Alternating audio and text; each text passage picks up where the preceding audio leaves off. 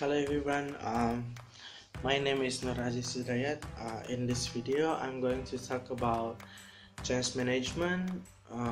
And for your information, this video is as my midterm exam subject change management by Mr. Adi Mursalin. But first, I'm sorry because of the lighting is so bad in here. I hope you guys still can hear me. Alright, let's start. Change management. Change management is a systematic approach to dealing with change both from the perspective of organization and the individual, the workers of the company. And change management has at least three different aspects, which are adapting to change, controlling to change, and affecting change. So a proactive approach to dealing with change is the core of all of the three aspects. The three aspects is the core of change management. For an organization, change management means defining and implementing procedures and technology to deal with change in the business environment and to profit from changing opportunities. And change management also has relation between performance. You know why? Because if the performance good, then we don't have to make a change.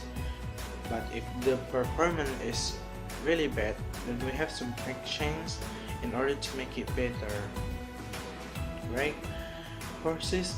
There are forces for change. Several forces for change, such as knowledge economy, virtual organizations, mergers, acquisitions, electronic commerce, digital commerce, and privatizations. These are the forces for change. And then, how about principle of change? They are several, but here I'm going to talk four of them. The first one is change is a process that can be enabled, not managed. The second one, change is a process must be linked to business and performance goals.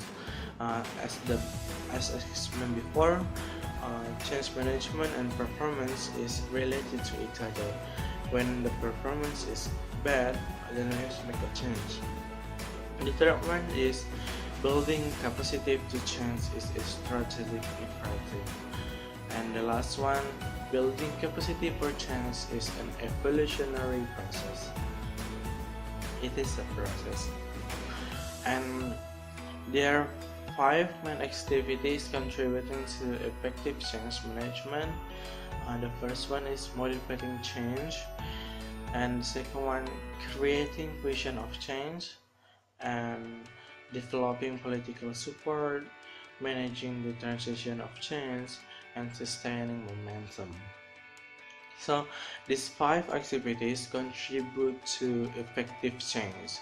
So there's effective change and not effective change. In order to make the change effective, there are five activities contribute, which I already mentioned. And for the book, I use book title Organizational Development and Change by Thomas Cummings and Christopher Rowley. Then it is a 9th edition. The book is quite complete actually. It has 25 chapters, all about the development and change of an organization.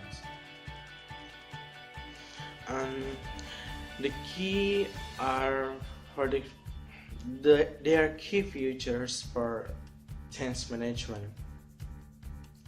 The first one, change is the result of dissatisfaction with present strategies. When our present strategies is dissatisfied for us, then we have to make change.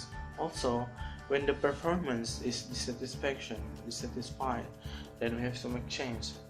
And second one, it is essential to develop a vision for a better alternative. In order to just in case, we have to make vision for the better alternative.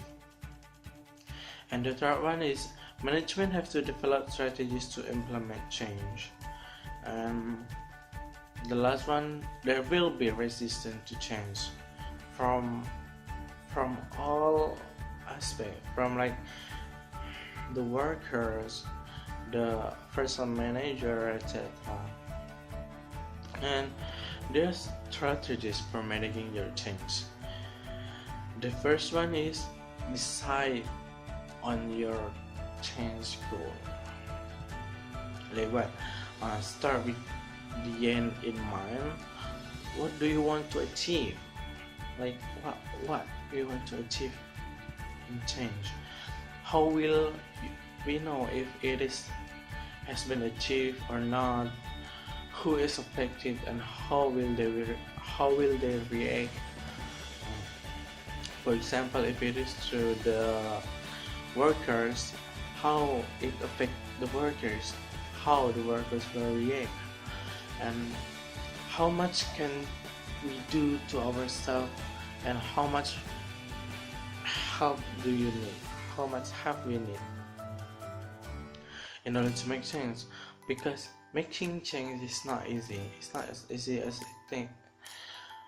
Then we have to think about how much you do yourself and how much help do you need. And then the second one, we need to have a clear vision. People like to either see or hear or feel change. When we announce the change, we need to see the clear vision of people, whether they like to change or not. If they don't, then we have to encourage them. We have to convince them why change is good. And the second one is consider timings. Think about the best time for instigate change. For example, improvement in work practice may be more acceptable in times of recession when people are concerned about keeping their jobs. So when we talk about change, it is better not to talk in job time, because people are still on the job. They may not like it. And then the third one, be aware of culture. Most change initiates fails because of lack of recognition of the importance of culture. They skip culture. But the main reason change fails is because lack of recognition of the importance of culture. It is difficult to define, but if change is to work, we need to be aware of the way we do things around here, And the fourth one is create visible short-term wins. Help people to see the benefit of change in the short term. For example, if you are changing how you interact with customers, publish some of the positive feedback from them to encourage staff to continue with the new ways of working. Like I explained before, it is kind of similar with the previous point, which is encourage people, tell people what is the benefit of making change. And the last one is communicative. Of course it is. Recognize that effective communication may be the single most important factor in overcoming resistance or change. Communicate your vision and strategic intent clearly. Be honest and encourage two-way discussions. So, discussion and communicating in here between you and your workers are really, really important, because they might shock with the change. whether it is good or not. They don't care. All they all they know is that they have to change, but why? Then you have to explain it. I think that's all explanation for me. I hope you can understand what I'm saying, and thank you. Bye bye.